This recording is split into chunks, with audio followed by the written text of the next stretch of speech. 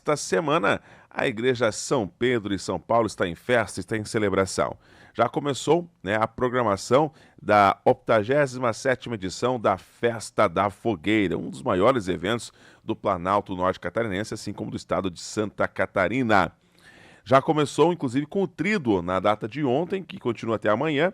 Aí vamos ter nessa semana ainda a Feira de Doces e Salgados e, claro, dias 5, 6 e 7, a grande Festa da Fogueira na Igreja São Pedro de São Paulo, no bairro São Pedro, em Porto União.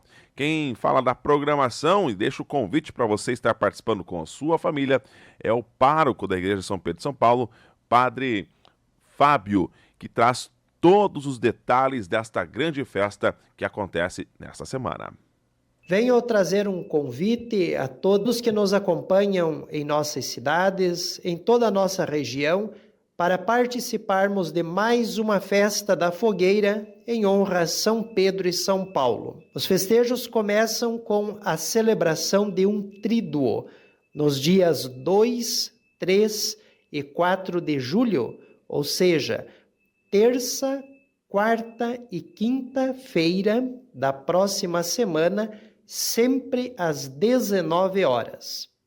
Também nos dias 4 e 5, ou seja, quinta e sexta-feira, nós teremos a realização da Feira de Doces e Salgados.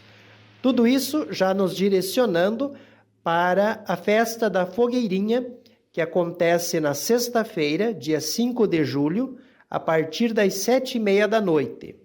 Já no sábado, nós teremos a realização de um bingo às 2 horas da tarde, já nos predispondo para o acendimento da grande fogueira, dia 6 de julho, sábado, às 7h30 da noite.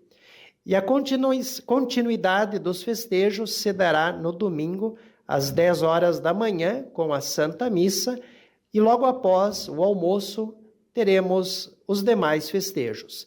Fica aqui, em nome da comissão organizadora, em nome da paróquia, um convite a toda a comunidade local e regional a participarmos de mais uma festa da fogueira em honra a São Pedro e São Paulo.